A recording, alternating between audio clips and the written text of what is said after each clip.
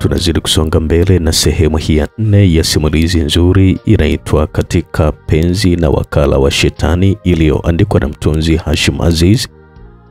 Mimi naitwa Felix Mwenda kutokea hapa Simulizi Mix.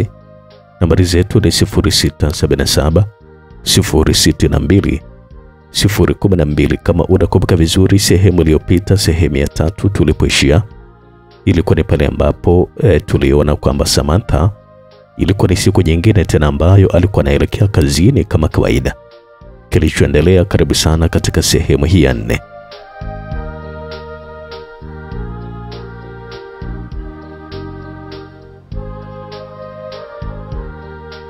Aliendelea tu na safari. Alipofika eneo la Bamaga, mahali ambapo Edmund alipokuwa anafanyia kazi, aliacha tena tabasamu na kuendelea tu na safari yake mpaka Mikocheni. Akaingiza gari lake mpaka sehemu ya maegesho ambapo mlinzi wa kike alifika haraka na kumpokea mkoba wake uliokuwa na laptop na kumsaidia kuingiza mpaka katika ofisi yake. Kwa kuwa hakufika kazini hapo kwa siku kadhaa, alikuta kazi nyingi zilikuwa zimerundikwa kwenye meza yake, jambo ambalo lilimkasirisha kweli kwa sababu alijua kwamba atachelewa kutoka kwa ajili ya safari ya kumfuata mpenzi wake Edmund. Naomba mtu yoyote akija kuniulizia mwambie kwamba niko bize, alizungumza vile Samantha kwa ukali, akimpatia maelekezo katibu muhtasari wake, yani sekretari wake, na kisha alianza kufanya kazi haraka. Alikagua mafaili ya mizigo iliyokuwa imeingia na kutoka kwa siku zote ambazo hakuwa amekaa ofisini. Alikagua pia ripoti ya muhasibu kuhusu pesa ambazo zilikuwa zimeingia pamoja na zile ambazo zilikuwa zimetumika. Alihakiki oda za wateja na kisha kuidhinisha wapelekewe bidhaa ambazo alikuwa anazihitaji.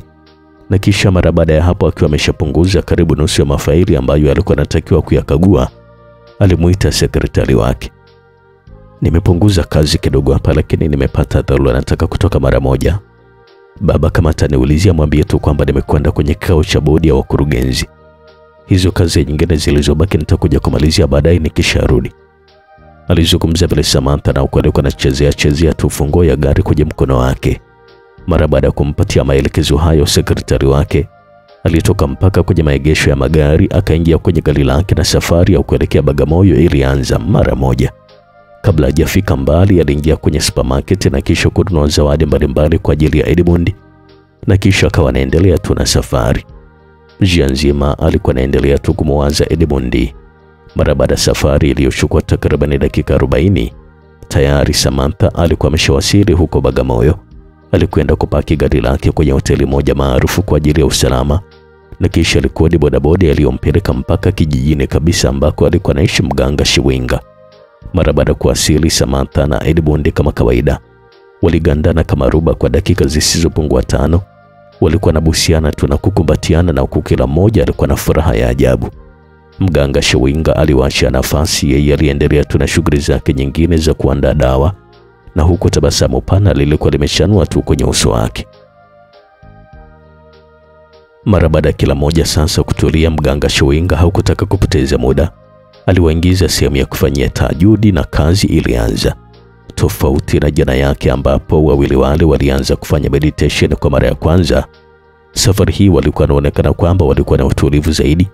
Walikuwa wanaonyesha ukweli wa kile ambacho walichokuwa wanakifanya. Mganga Shiwinga aliwaongezea muda, wakafanya kwa saa 1 mfululizo. Alipowaambia wafumbue macho, kila mmoja alionyesha kuwa na mabadiliko makubwa mno.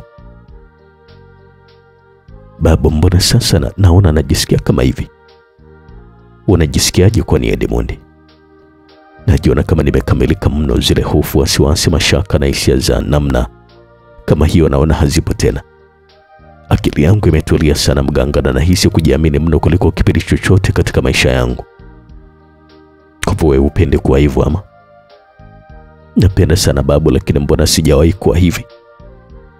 Kwa sababu hujawahi kabisa kufanya tahajudi. Na wewe Samantha, unajisikiaje? Na mimi najisikia kama hivyo tu babu, alafu naona kama mwili wangu unakuwa mwepesi sana. Utafikiri mwanzo nilikuwa nimebebeshwa gauni la mchanga. Kwa ufupi, najisikia raha sana, nataka tufanye tena, alizungumza vile Samantha, na kusababisha wote wangu vicheko. Mganga huyu aliendelea tu kuambia kwamba wakiendelea na utaratibu kama huo kwa muda wa wiki kama moja tu, nguvu zote mbaya zilizokuwa kwenye mwili wa Samantha zitakuwa zimefifia kabisa, kiasi kwamba hataweza kumsababishia tena madhara Edmund hata wakikutana kimwili, jambo ambalo walilichekelea kweli kweli. Lakini sasa sijamaanisha kwamba mnaruhusiwa kukutana kimwili kabla mjaoana. Itabidi mjizuie wenyewe mpaka mipango yote ya ndoa itakapokamilika, kwa sababu vijana wa siku hizi hamuaminiki kabisa nyinyi, alizungumza vile mganga Chewinga. Edmund pamoja na Samantha wakatazamana tu na kukonyezana. Mganga Chewinga aliendelea tu kuwafundisha mambo mengi ambayo hakuna aliyewahi kuyasikia hata mara moja. Binadamu tumeumbwa kwa namna ambayo nafsi zetu zinatafuta sana ukamilifu. Na inapotokea nafsi yako inaanza kutafuta ukamilifu, ndipo unaanza kujiuliza maswali mengi yasiyokuwa na majibu. Kwa mfano, unaweza kujiuliza tu maswali kwamba ni kwa nini ulizaliwa? Lengo la kuishi kwako hapa duniani ni nini, na vitu vya mfano kama huo pia. Lakini pia utajiuliza maswali mengi kuhusu mazingira yanayokuzunguka pia. Kwa mfano, milima ilitokea vipi? Inakuwaje mpaka mbegu inaota na kuwa mmea mkubwa? Unajiuliza pia kwa nini maua yanakuwa na rangi nyingi tofauti tofauti? Na utajiuliza pia ni nani aliyesimamia mambo yote yanayoendelea kwenye ulimwengu? Vyote utakuwa unajiuliza tu. Ukifika hatua hiyo sasa, tunasema kwamba nafsi yako inakuwa imeanza kuamka, na kwa Kiingereza tunaitwa kwamba spiritual awakening. Huu ni mwanzo wa safari ya kiroho ambayo ni binadamu wachache sana wanaofikia. Wengine wanaifikia kwa kupitia dini, kwa mrukuta mtu anakuwa ni wa maombi sana muda wote na anaswali sana, basi huyo naye anakuwa amefikia hatua hiyo ya nafsi kuamka. Nafsi kiamka inakufanya utambue kwamba kumbe mambo yote yanayoendelea kwenye hii dunia hayatokei kwa sababu yametokea tu. Kwa lugha nyepesi tunasema kwamba hakuna kitu ambacho kinatokea kwa bahati mbaya. Watu wanajaliwa, watu wanakufa, mimea inaota, inachanua na kutoa mbegu, upepo unavuma, mvua zinanyesha, jua linawaka na mambo mengi chungu mzima. Hakuna linalotokea kwa bahati mbaya kati ya yoyote. Lazima kuna nguvu ambayo ndio inayoratibu mambo yote haya kutokea. Sasa swali ambalo nafsi ya mtu inaanza kuamka inakuwa inajiuliza mara kwa mara ni je, ni nguvu gani ama ni nani anayeratibu mambo yote haya kutokea? Kwa wanaoamini katika dini wanasema kwamba Mungu ndiye anayeratibu mambo haya yote. Na ni katika kipindi hiki ambacho hujisogeza karibu zaidi na Mungu wao. Na kwa ambao hawaamini kabisa katika dini pia huamini kwamba kuna nguvu kuu, ama kwa Kiingereza inaitwa universal power, ambayo ndio inayoamua nini kitokee wapi na kwa sababu gani. Vyovyote ambavyo utaita hii nguvu, iwe ni nguvu ya Mungu, iwe ni nguvu kuu, ama vyovyote vile, hivi ndivyo nguvu inavyoamua aina ya maisha utakayoishi, uwe unajua ama uwe haujui pia. Kwa kawaida kila binadamu huwa anazalisha nguvu. Kwa sasa ukiona mtu anafanikiwa sana maishani mwake, maana yake ni kwamba anazalisha nguvu chanya. Na ukiona mtu anaishi maisha yake masikini ama anaandamwa sana na mabalaa ya kila aina, jua kabisa kwamba anazalisha nguvu hasi, iwe kwa kujua ama kwa kutokujua pia. Alizungumza vile mganga Chewinga na kusababisha watu wawili washukishe pumzi ndefu. Samantha pamoja na Edmund walitazamana kwa sababu walichokisikia kilikuwa ni kitu kipya kabisa kwao. Mganga Chewinga aliwafundisha vitu vingi mno. Aliendelea kuwafanyia dawa mpaka aliporidhika kwamba Samantha hawezi tena kumdhuru Edmund, akawaruhusu kuondoka, na huko alikuwa anasisitiza kufuata maelekezo aliyowapatia. Waliondoka na safari ya kurudi Dar es Salaam ilianza, na kwa jinsi Samantha alivyokuwa na shauku, aliona kama walikuwa wanachelewa kufika tu. Hatimaye sasa walifika Dar es Salaam na kwenda moja kwa moja mpaka Sinza Vatican.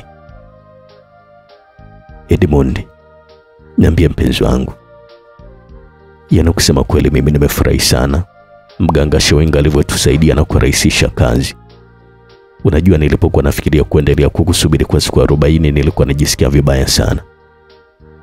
Na sio wewe tu mpenzi wangu, hata mimi pia nilikuwa najisikia vibaya hivyo hivyo. Lakini nashukuru Mungu ameturahisisha kazi. Unaona tena hata hazijafika siku 40 tayari tuko huru. Niambie unajisikiaje sasa kuwa na mimi? Kusema kweli mpenzi, maneno ya kutosha kuelezea jinsi ambavyo anajisikia hayapatikani kabisa.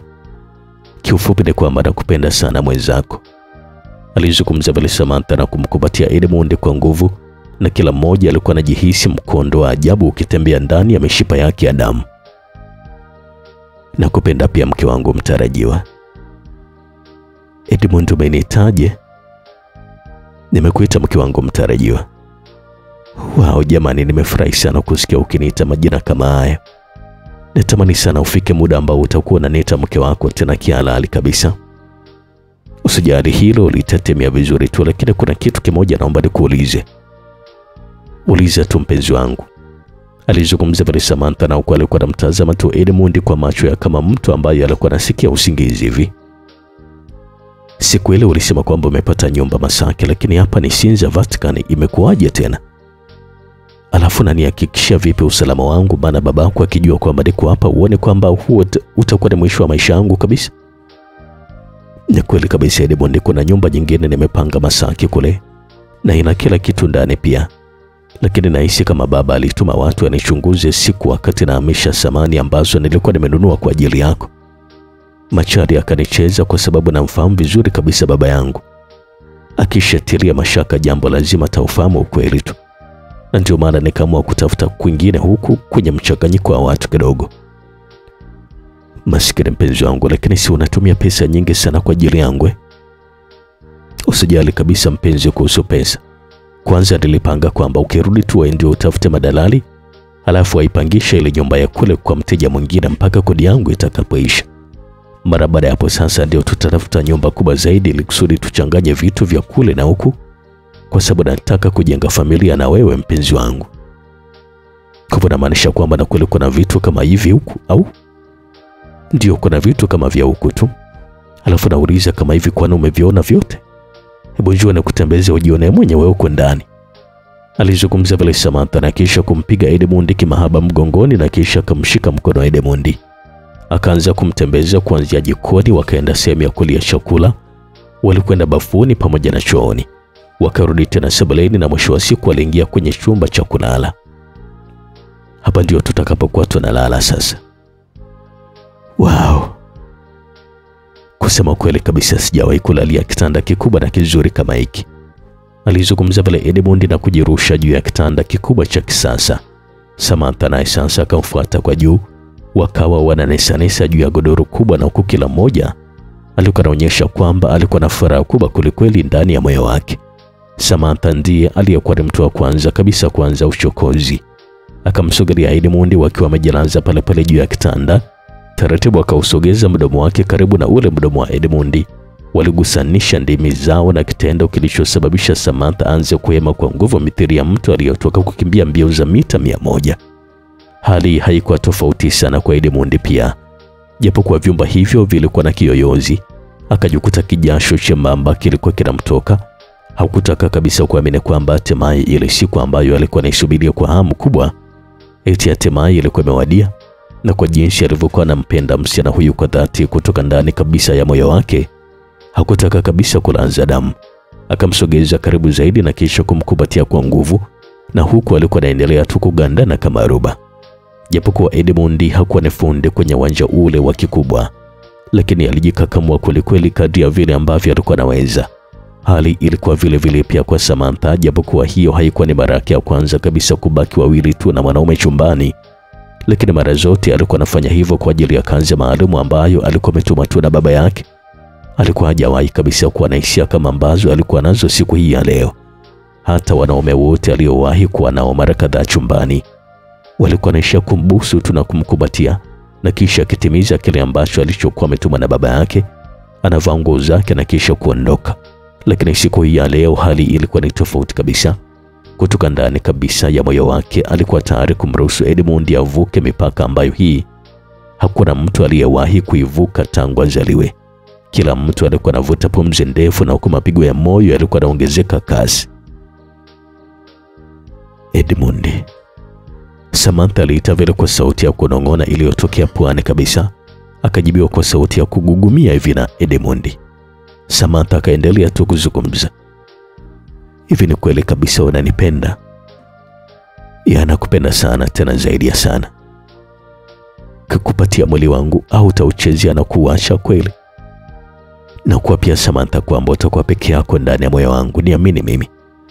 Alizungumza vile bwana Edmund kwa sauti ya kubembeleza, na kwa mikono yake ilikuwa inaendelea tu kuvinjari sehemu mbalimbali za mwili wenye mvuto na kipekee wa msichana huyo mrembo, hali iliyomfanya awe anawezeka tu kama yuko ndotoni.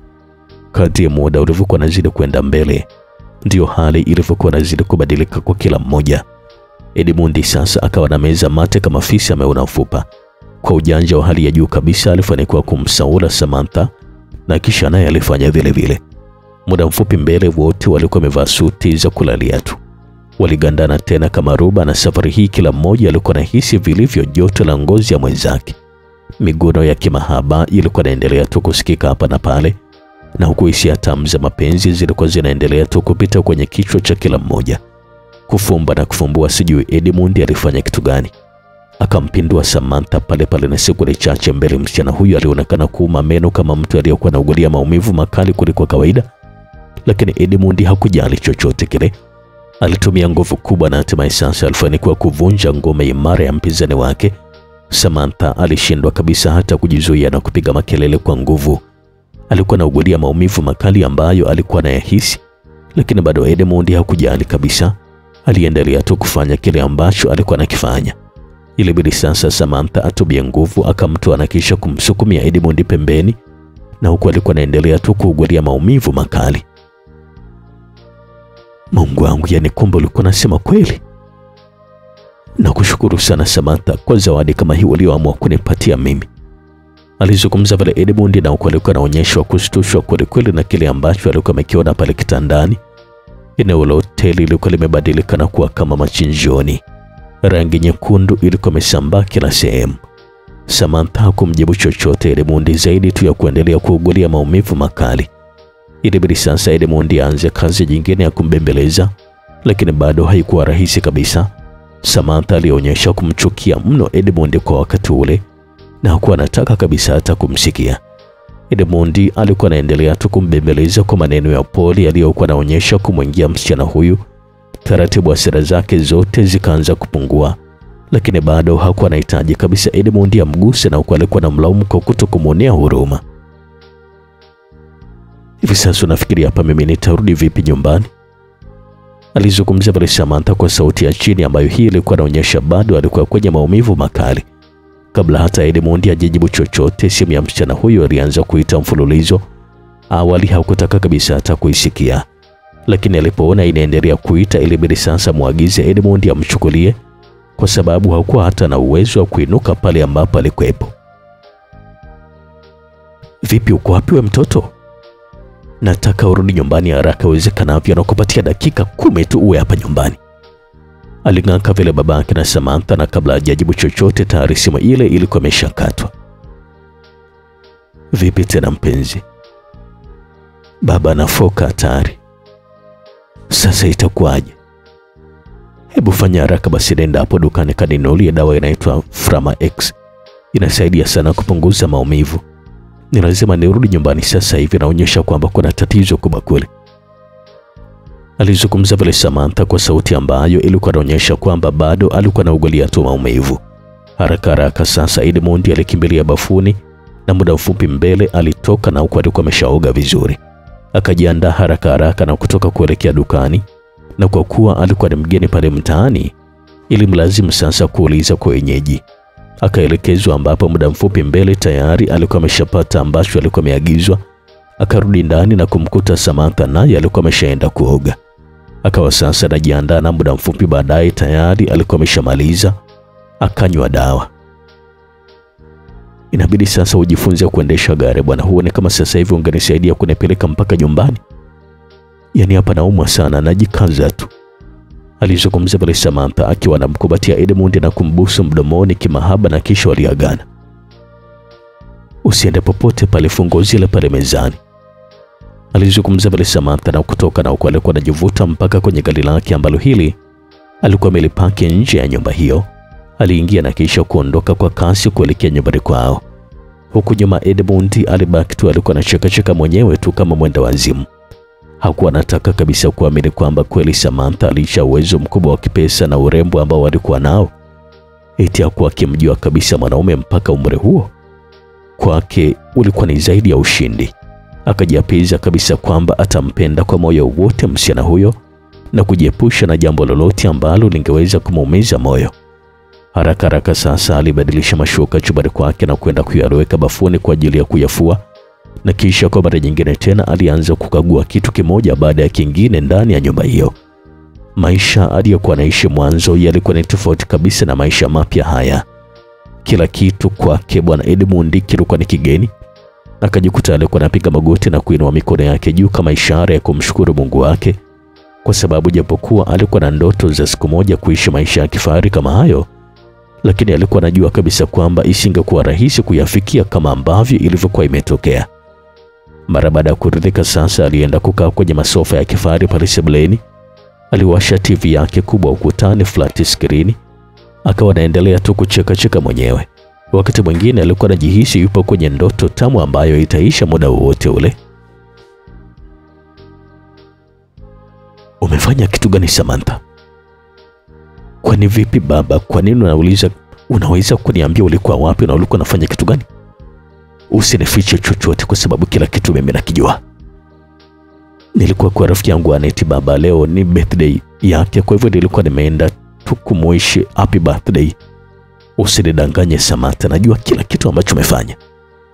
Alikuwa anazungumza vile babake na Samantha, na huko alikuwa anaonyesha kuchanganyikiwa kuliko kwa kawaida. Licha ukali wake wote, lakini Samantha hajawahi kabisa kumwona babake akiwa kwenye hali kama hii ya leo. Alikuwa anaonyesha kama alikuwa amechanganyikiwa kabisa.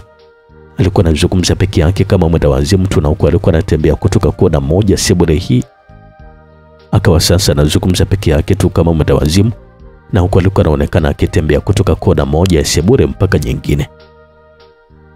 Mama, kwa nini? Kitu gani kilichotokea? Maduka mawili ya babako yameungua moto katika mazingira ya kutatanisha kabisa, na tena yote kwa wakati mmoja, wakati hayako sehemu moja. Lile la Kariakoo na lile jingine la Posta yote yameungua moto. Alizungumza vile mamake na Samantha, kauli ambayo kusema ukweli ilimshtua mno Samantha. Akajua kabisa kwamba kazi ilikuwa imeanza. Haraka alikimbilia chumbani kwake na kisha kujifungia. Alikuwa anajua kabisa kwamba lazima baba yake amejua kwamba alikuwa ameingiliwa na mwanaume, kwa sababu siku zote alikuwa akimwonya kwamba kitendo cha kufanya mapenzi na mwanaume yeyote ule kingemaanisha kwamba hiyo ni ishara ya kuanza kupotea kwa utajiri mkubwa walioutafuta kwa kipindi kirefu. Samantha alikuwa anaendelea tu kuanza kwa muda mrefu, lakini baadaye sasa aliamua kupiga moyo konde, kwa sababu kile ambacho alikuwa anataka kwa kipindi kirefu ilikuwa ni kuondokana kabisa na maisha ya kitumwa kama haya, jambo ambalo hatimaye lilikuwa limeshaanza kutimia. Akili zake zilitua kwenye tukio ambalo amelifanya muda mfupi uliopita na Edmund. Japokuwa alikuwa kwenye maumivu makali, lakini alikuwa ameshindwa kabisa kulizuia tabasamu pana lisiupambe uso wake kwa kitendo ambacho alikifanya na Edmund. Akajikuta alikuwa anazidi kumpenda zaidi kijana huyo na kutamani muda wote awe pembeni yake tu. Alikuwa anaendelea tu kuanza, na tabasamu pana lilikuwa limemtawala. Hakuwa anataka kabisa kuumiza kichwa chake kwa kuendelea kuanza matatizo ya baba yake, kwa sababu alikuwa anaona kwamba ni kama alikuwa amejitakia tu. Kutokana na jinsi ambavyo alivyokuwa amechoka, Samantha akajikuta alikuwa anapitwa na usingizi mzito. Akalala fofofo mpaka alipokuja kuzinduliwa na kelele za mlango ambao huu ulikuwa na ugongwa tu na mama yake. Haraka alifungua mlango na mama yake aliingia chumbani mwake. Samantha mwanangu. Abe mama, mbona umelala sana muda huu wakati sio kawaida yako kabisa? Najihisi kuchoka tu mama. Vipi baba, amefikia wapi? Ameondoka, lakini amechanganyikiwa sana mwanangu kuliko hata kawaida. Hakuna kitu hata kimoja kilichookolewa kwenye maduka yote mawili. Vitu vyote vimeteketea moto kabisa. Lakini hiyo ni kwa sababu ya ubishi tu wa baba yako. Maana kila siku mimi huwa namwambia achane kabisa na utajiri wa kishirikina, hanisikii kabisa. Ngoja yaendelee kumkuta tu. Alizungumza vile mama yake Samantha, na huko alikuwa anakaa vizuri kwenye kitanda cha binti yake. Samantha alikuwa hajawahi kabisa kumsikia mama yake akiwa anazungumzia jambo kama hilo hata siku moja. Mara zote alikuwa anajua kabisa kwamba mama yake labda pengine alikuwa anamuunga mkono baba yake katika utajiri kama huu. Kauli hiyo sasa ikamfanya shusha pumzi ndefu, na huko alikuwa anajishauri kwamba mueleze ukweli kuhusu Edmund ama aache. Vipi binti yangu, mbona unaonekana kama uko na mawazo? Nafikiria tu matatizo yaliyomtokea baba. Achana naye bwana. Anazeeka vibaya huyo. Halafu hivi wewe hujawahi kabisa kufikiria kutafuta mwanaume wa kukoa hata mara moja mwanangu? Unajua mimi natamani sana kuwa na wajukuu kama wanawake wenzangu walivyo. Hutajiri sio lolote kabisa kwa sababu tutakufa na kuacha. Alizungumzia vile mamake na Samantha, kauli iliyokuwa nazidi kumweka njia panda kabisa mtoto wake huyo. Kuna muda alikuwa anahisi huenda mama yake alikuwa anamtega tu kuzungumza hivyo, kwamba alikuwa anataka kujua ukweli, lakini upande mwingine ukamfanya kuamini kabisa kwamba alikuwa anamaanisha kile ambacho alikuwa anazungumza. Mwisho wa siku sasa Samantha aliamua kupiga moyo konde. Alikaa pale kitandani vizuri na kisha kumgeukia mama yake. Mama, abe mwanangu. Kuna jambo nimekuwa nataka nikuambia kwa kipindi kirefu sana, lakini nimekuwa naogopa kuzungumza. Wewe na baba yako leno moja tu wewe. Mnaona utajiri ndio jambo la maana sana katika dunia kuliko hata familia. Angalia hata hutaki kabisa kuwa karibu na mimi mama yako. Wewe siku zote uko karibu na baba yako tu. Haya, niambie kitu gani kimekusibu? Alizungumzia vile mama yake na Samantha, na uko naye sasa alikuwa anajiweka sawa sawa kutaka kusikia mwanae alikuwa anataka kumwambia kitu gani. Lakini naomba nisamehe sana mama kama nitakuwa nimekukosea. Usijali kabisa mwanangu, wewe kuwa huru tu kuzungumza kitu chochote kile na mimi kile ambacho nahitaji. Mimi ndio mama yako, si unajua hilo mwanangu. Sawa mama. Ni kwamba mama, mimi tayari nina mpenzi. Mpenzi? Na nilivyokuambia kuhusu swala la mchumba nilikuwa nataka uniachie mimi. Ndio kusimamia kutoa hayo mashetani yanayoua wanaume kwanza ndio umtafute huyo mchumba.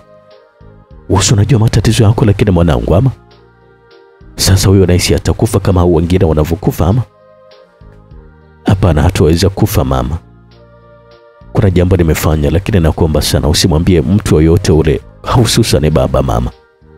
Alizungumzia vile Samantha kwa sauti ya chini. Alianza kumsimulia sasa mama yake kila kitu, kuanzia jinsi alivyokutana na Edmund, alivyomkosa kumuua na yote yaliyofuata mara baada ya hapo. Makubwa haya. Hebu naomba kaniletee maji kwanza ya kunywa nishushie mie. Alizungumza vile mama yake na Samantha, na huko alikuwa anashusha pumzi ndefu. Samantha akajikaza tu kisabuni na kuinuka pale kitandani, kwa sababu bado alikuwa anahisi maumivu makali kweli kweli kutokana na tukio ambalo hili lilikuwa limetokea kati yake na Edmund saa chache zilizopita, la Edmund kumtoa usichana wake Samantha. Mabadiliko ya namna vile ambavyo Samantha alikuwa anatembea yalimshtua mno mama yake, kwa sababu yeye alikuwa ni mtu mzima, alikuwa tayari ameshaelewa kilichokuwa kimetokea, ingawa bado alikuwa na shauku kubwa ya kutaka kusikia kutokea kwa Samantha mwenyewe.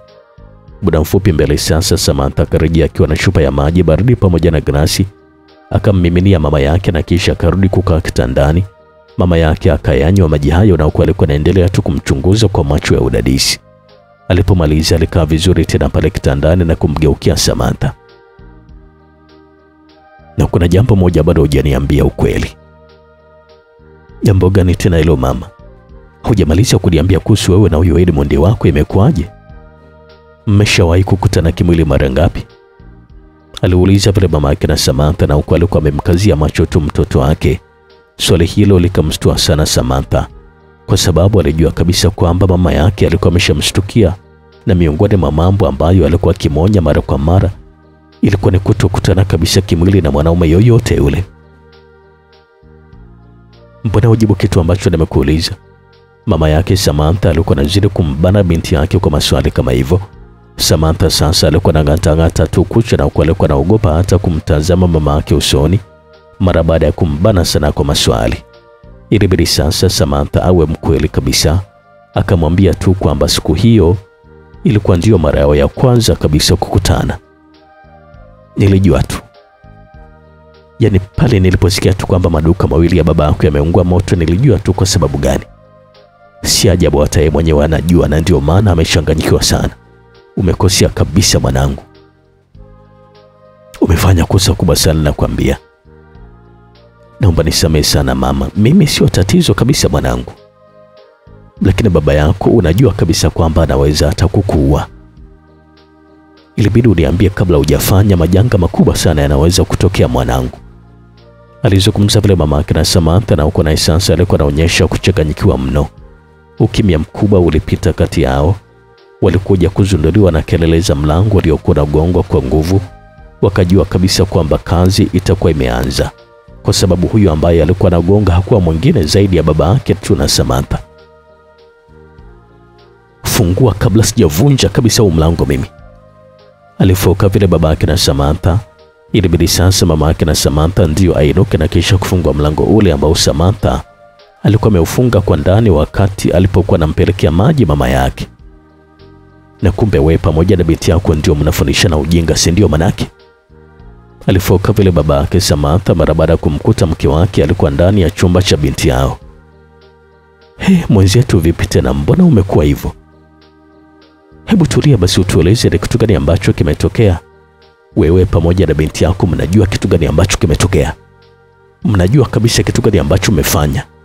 Sheria yangu ya Kibaha nayo imewaka moto muda si mrefu. Alikuwa anazidi kufoka vile baba yake na Samantha. Kila mtu alipatwa na mshtuko mkubwa kweli kufuatia habari hizo, kwa sababu ndani ya muda mfupi tu vitega uchumi vitatu vilikuwa vimeteketea na moto. Duka la Kariakoo pamoja na lile la posta yote yalikuwa yameungua na moto. Na sasa hata kituo chao cha mafuta huko Kibaha kilikuwa kimeungua na moto. Umeanza umalaya wako, si ndio manake? Sasa leo mimi nakukomesha. Alizungumza vile baba yake na Samantha, na huko alikuwa anakunja mikono ya shati ambalo alikuwa amelivaa. Alivua na tai kabisa, lakini kabla hajafanya chochote mama yake na Samantha aliingilia kati, kwa sababu alijua kabisa kwamba mumewe alivyokuwa na hasira, basi chochote pale kinaweza kutokea, hata kumuua kabisa mtoto wao.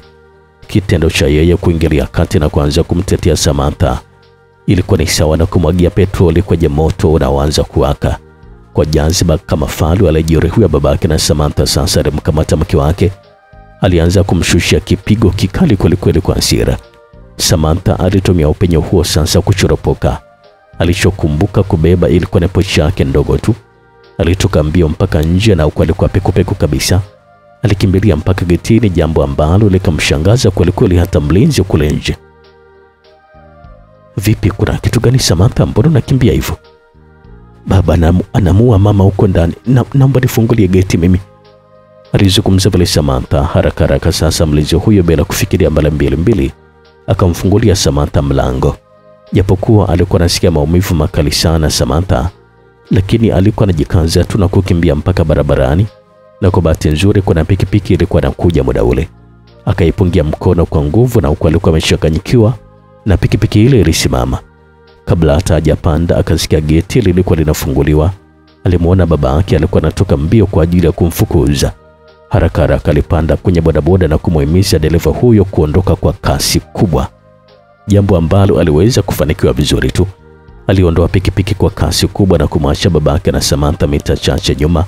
Alikuwa anaendelea kutoa vitisho vya hali ya juu kweli. Alipoona Samantha alikuwa amekimbia sasa, haraka alirudi ndani na kuasha gari. Wakiwa umbali wa takriban mita 300, Samantha aligeuka nyuma na kuona gari likiwa linatoka kwa kasi kwenye geti la nyumbani kwao. Akajua kabisa kwamba huyu ni babake alikuwa ameamua kumfuatilia na gari. Na kwa jinsi alivyokuwa anamjua babake huyu, alijua kabisa kwamba kama akizembea basi anaweza kumdhuru vibaya sana. Akamuhimiza dereva kuongeza kasi na kumtaka wapite njia za vichochoroni, jambo ambalo alilitii vizuri. Kwani tunakwenda wapi sister? Dereva bodaboda ilibidi aulize vile. Twende Sinza Vatican, pita vichochoroni, baba anakuja na gari.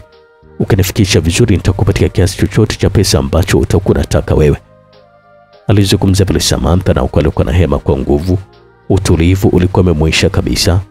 Kwa bahati nzuri sasa dereva huyo wa bodaboda alikuwa na uzoefu wa kutumia pikipiki hiyo.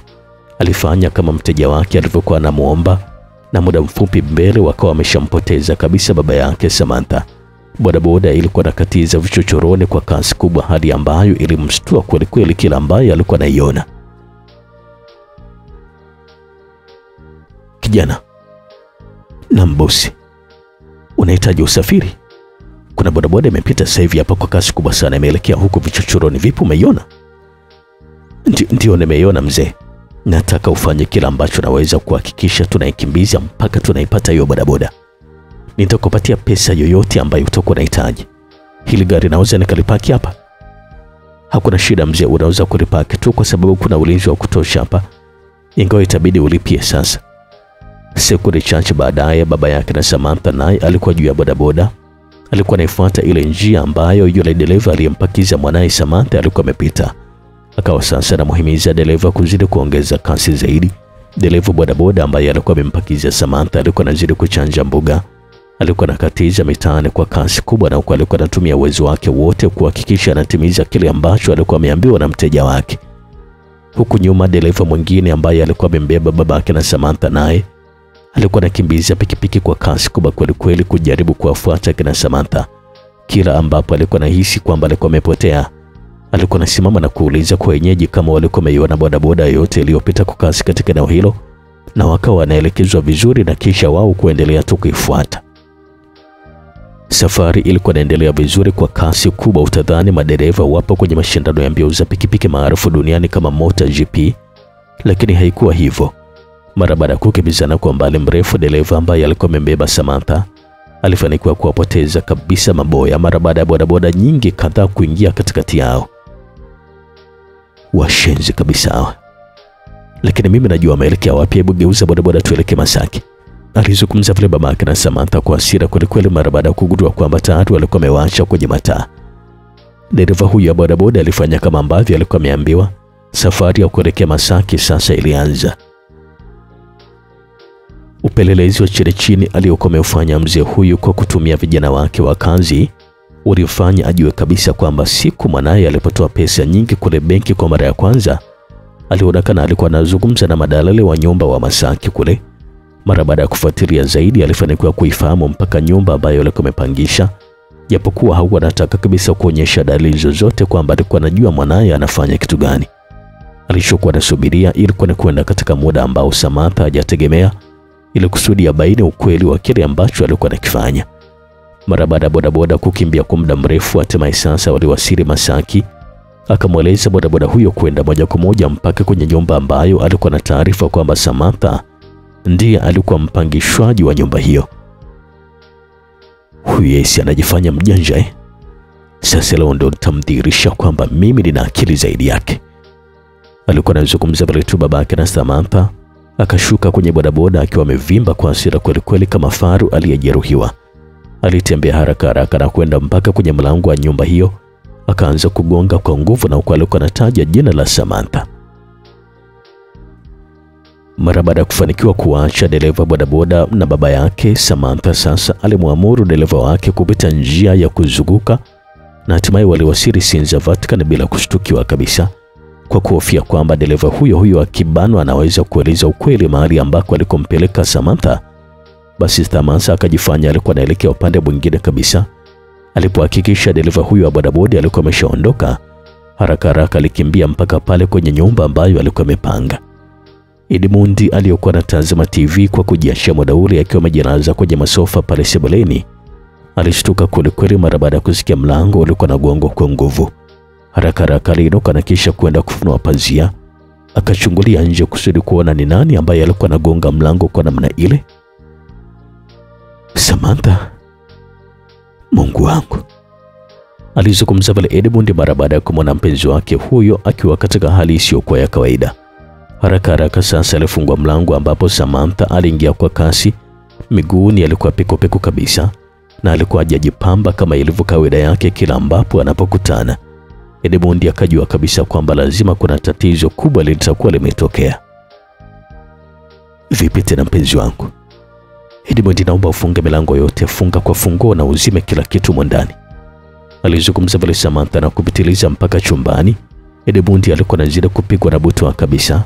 Hata hivyo ilibidi afanye kama ambavyo alikuwa ameelekezwa. Alifunga milango yote na kisha kuzima TV pamoja na redio. Akamfuata Samantha kule chumbani. Vipi, na kitu gani ambacho kimetokea kwani mpenzi? Aliuliza vile Edmund kwa sauti ya upole kabisa. Samantha akamkumbatia kwa nguvu na huko alikuwa anatetemeka. Ilimchukua dakika kadhaa kutulia na kurudi kwenye hali yake ya kawaida, ambapo alianza kumweleza kila kitu ambacho kilikuwa kimetokea. Taarifa hizo kusema kweli zilimshtua sana Edmund, lakini akawa anajikaza tu kisabuni na kuendelea kumbembeleza mpenzi wake Samantha, ambaye huyu alikuwa analia kwa uchungu tu muda wote. Nimenahatarisha maisha yangu kwa sababu yako Edmund. Yaani nakwambia kabisa kwamba siku utakayoniumiza moyo wangu, basi ndio utakuwa mwisho wa maisha yangu pia. Alizungumza vile Samantha, na huku alikuwa anaendelea kulia, lakini Edmund kwa kutumia ushawishi wa hali ya juu aliendelea tu kumbembeleza mpaka akatulia. Lakini pia naona umechafuka sana na mwili wako wote umelowana jasho. Twende nikakuogeshe mpenzi wangu basi. Alizungumza vile Edmund, kauli ambayo ilimfurahisha kweli Samantha. Alimkumbatia tu Edmund kwa mahaba mazito.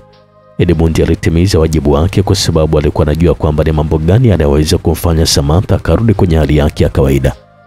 Mara baada ya kumaliza kumwogesha Samantha kama mtoto mdogo, wakarudi tena chumbani na kuendelea tu na mazungumzo yao ya hapa na pale.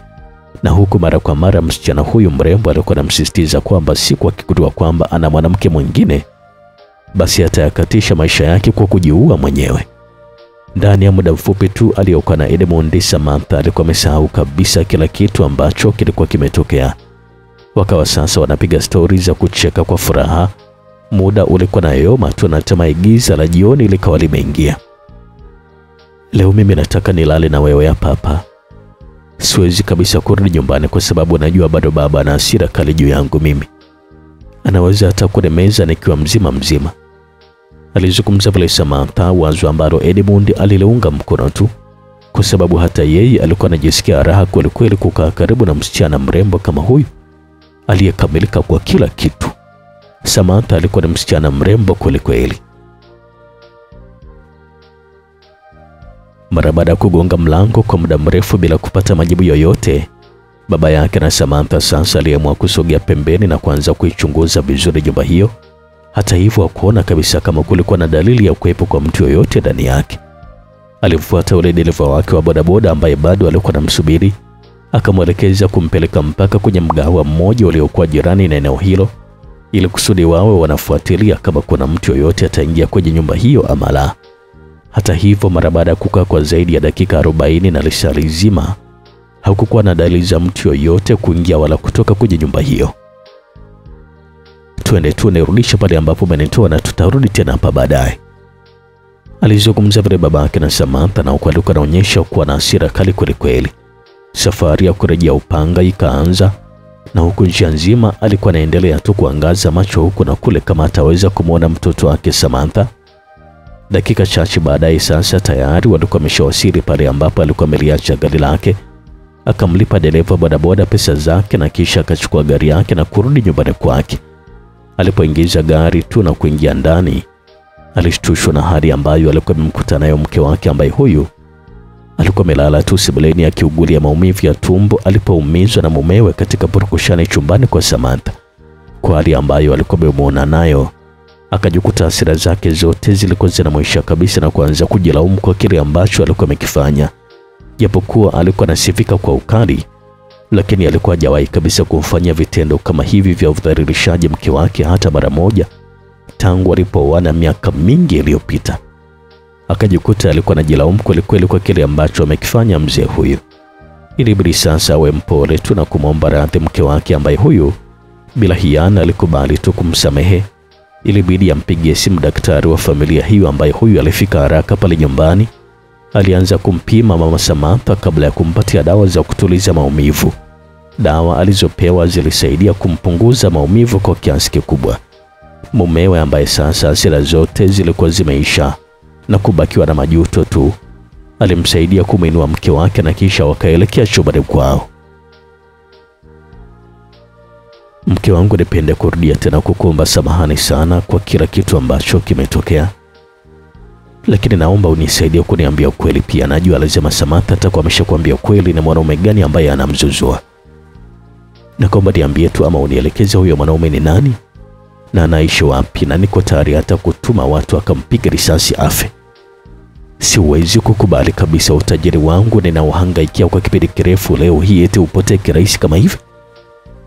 Alizungumza vile babake na Samantha, na alikuwa anaonyesha kumaanisha kile ambacho alikuwa anazungumza. Mama yake Samantha alishusha pumzi ndefu na kisha kumtazama tu mumewe.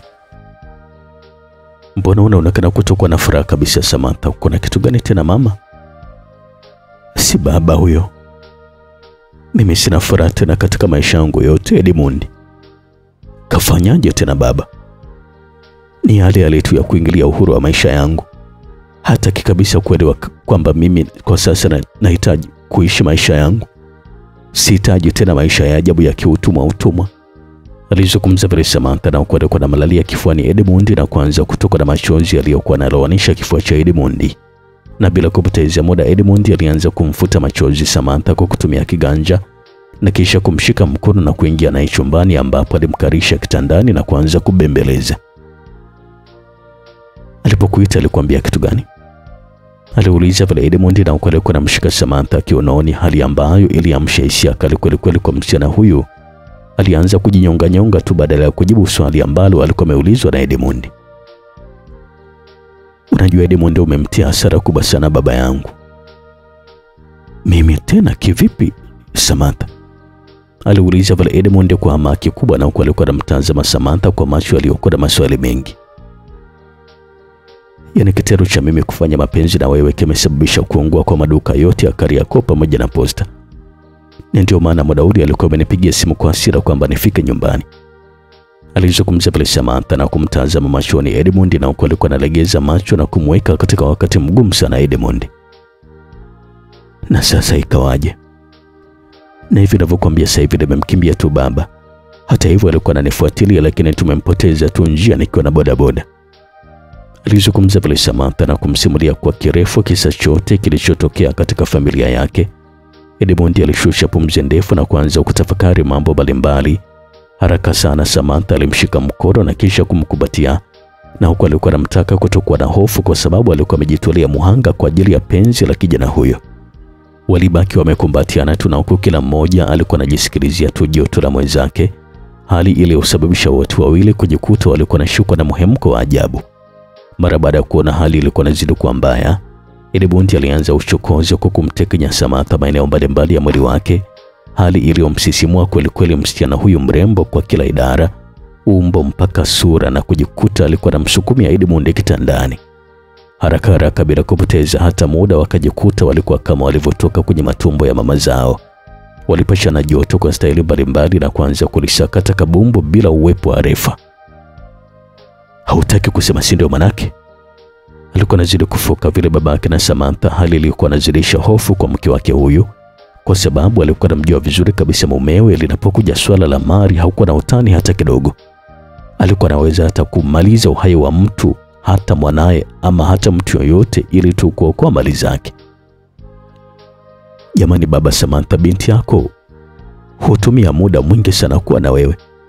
Mimi nitajua vipi mambo yake wakati mtu wa kwanza kujua angekuwa ni wewe? Alijibu vile mamake na Samantha na kumwangalia tu mumeo kwa macho ya hofu. Wakati mazungumzo yakiwa yanaendelea, mara simu ya babake na Samantha ilikuwa naita. Alitoa haraka mfukoni ambapo namba ya mpigaji ilikuwa nyingine kabisa. Aliipeleka haraka sikioni mara baada ya kuipokea. Unasema kweli? Mungu wangu. Nashukuru sana kwa taarifa na asante sana. Alizungumza vile babake na Samantha na huko machozi yalikuwa yanaanza kumchuruzika pale. Nini tena kimetokea mume wangu? Aliuliza vile mamake na Samantha mara baada ya kuhisi kitu ambacho hakikuwa ni cha kawaida kabisa. Unaona sasa mama Samantha, unaona? Nimeona nini tena jamani mume wangu, mbona sikuelewi? Yote haya kasababisha kabisa huyo mtoto wako. Nasema kwamba safarini na mwaga ubongo wa mtu hapa, sintokubali kabisa. Alikuwa anazidi kulalamika vile babake na Samantha. Kwani kuna kitu gani ambacho kimetokea jamani? Mama Samantha aliuliza vile tena, na huko safari alikuwa ananyanyuka alipokuwa amekaa kumsogelea zaidi mumewe.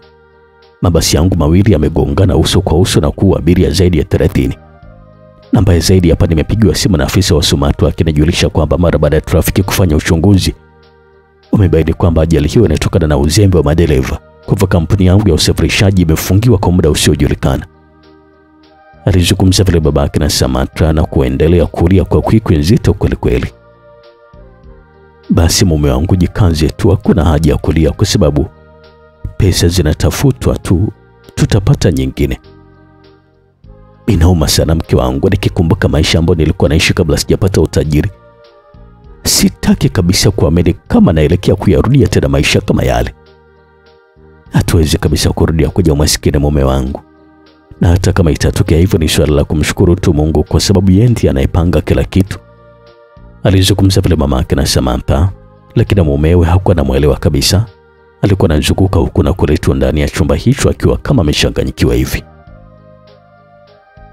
Kitendo cha Samantha na Edmund kukutana tena kimwili kwa mara ya pili hakikusababisha madhara kwenye utajiri wa baba yake Samantha peke yake, bali madhara yalikuwa ni makubwa zaidi.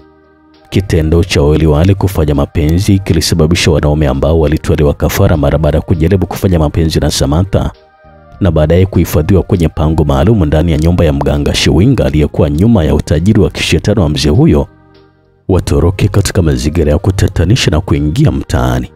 Na kibaya zaidi, kutokana na kafara nzito ambazo walikuwa wanafanyiwa wanaume wale, hawakuwa binadamu wa kawaida tena. Na mara baada ya kutoroka kule kwa mganga Shiwinga, kila mmoja alikuwa anatorokea kwenye mazingira ambayo alikuwa anaishi kabla ya kutolewa kafara, jambo lililosababisha taharuki kubwa kwenye kila mtaa ambao walikuwa wanaonekana. Kila mtu aliyepatikana alikuwa anaonyesha kukonda kweli kweli. Alikuwa na nywele pamoja na kucha ndefu na chafu, na huku karibia wote walikuwa hawana kabisa uwezo wa kuzungumza kama zamani. Walikuwa wanaonyesha pia kwamba walikuwa na matatizo ya akili.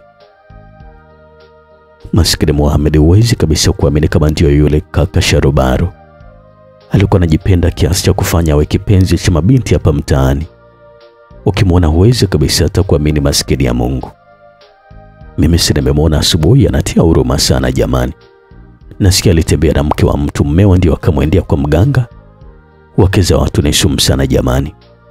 Watu kadhaa walikuwa naendelea tu kujadiliana saa chache mara baada ya kijana maarufu Mohamed ama Mudi kama wengi walivyokuwa wamezoea kumuita kupatikana jirani na nyumbani kwao akiwa na hali mbaya kweli kweli. Ilikuwa ni mara baada ya karibia mwaka mmoja na nusu tangu alipopotea katika mazingira ya kutatanisha. Taarifa za kuonekana kwa misukuli kadhaa kwenye mitaa ya Dar es Salaam zilimshtua kila mmoja ambaye alikuwa mzisikia, na huku kila mtu alikuwa anazungumza jambo lake tu. Hata wale ambao kwa kipindi kirefu hawakuwa wakiamini kuhusu habari hizi za misukule, nao walianza kuamini kwa kilichokuwa kinatokea. Wachungaji, viongozi mbalimbali wa dini pamoja na waganga wa kienyeji pia walitumia vizuri fursa hiyo. Wengi walikuwa wanatangaza kwamba wana uwezo wa kuwaponya na kuwarudisha misukule hao katika hali yao ya kawaida, jambo lililosababisha ndugu wa watu wale waliokuwa na tatizo hilo kuanza kuhangaika huko na kule kwenye nyumba za ibada. Kila mtu alikuwa anataka kumsaidia ndugu yake tu. Hata hivyo hakuna ambaye alikuwa anaonyesha kupata hueni wala kuwa na dalili za kupona. Gumzo likawa kubwa zaidi mitaani. Kilichoendelea tukutane katika sehemu ijayo, itakuwa ni sehemu ya 5.